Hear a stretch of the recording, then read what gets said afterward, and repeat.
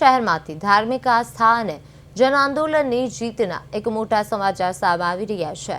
જૂનાગઢના ઐતિહાસિક સિદ્ધરાકુંડ મહાદેવ મંદિરની પવિત્રતા જાળવવા માટે છેલ્લા 14 દિવસથી ચાલી રહેલા ઉપવાસ આંદોલનનો આજે સફળ અંત આવ્યો છે।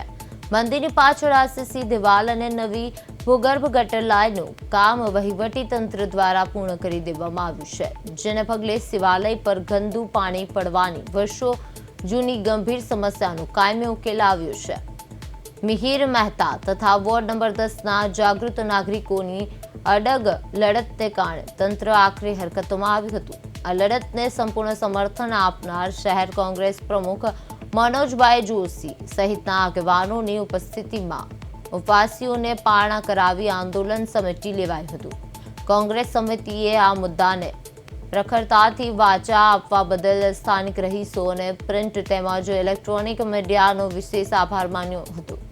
જો કે આંદોલનકારીઓએ મહાનગરપાલિકા સમક્ષ નવી ચીમકી ઉચ્ચારતા જણાવ્યું છે કે ગટરનું કામ પૂરું થયું છે, પરંતુ હવે મંદિરનું સંપૂર્ણ રિનોવેશન વહેલી તકે શરૂ કરવામાં આવે। જો બાકી માંગ વહેલી તકે નહીં સંતોષાય તો સ્થાનિકો ફરીથી ઉગ્ર આંદોલન શરૂ કરશે।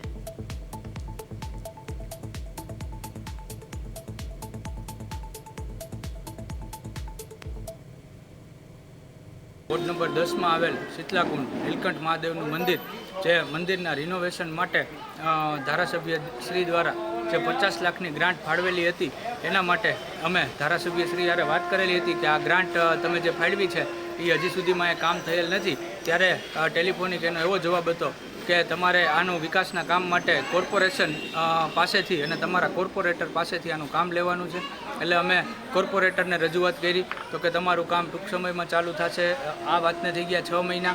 પછી અમે કમિશનર સાહેબ પાસે ગયા, કમિશનર સાહેબને રજૂઆત કરી। એના પછી અમે પલ્લવીબેન પાસે ગયા કે પલ્લવીબેન, હવે આ મંદિર ઉપર રિનોવેશનમાં વાર લાગે એવું હોય તો મહાદેવ ઉપર જે પાણી પડે છે એ વહેલાસર પાણી બંધ કરાવો। આ મહાદેવના શિવલિંગ ઉપર જે ગટરનું તથા ચોમાસાનું પાણી જે પડતું હતું, તેના ઉપલક્ષની અંદર અમે અવારનવાર સત્તાધીશોને રજૂઆત કરી। રજૂઆતની અંદર એવું અમને કહેવામાં આવ્યું કે અમે 1-2 દિવસમાં ચાલુ કરશું, 1-2 દિવસમાં ચાલુ કરશું। છેલ્લા અમારે ન છૂટકે હાથની અંદર ત્રિકમ પાવડા કોદારી લઈ અને અમારા હાથથી સ્વર્ણજ્ઞ કરીને અમે કામ ચાલુ કર્યું। ત્યારે આ તંત્રના શરમ આવતા તેણે રાતના 11 વાગે જેસીબી મોકલી એને ખોદકામ કરાવી અને અમારું જે આ ગટરનું પાણી આવતું હતું મહાદેવના શિવલિંગ ઉપર, તેને આરસીસીની દિવાલ કરી, નીચે ધાબો કરી અને એ કામ આજે પૂર્ણ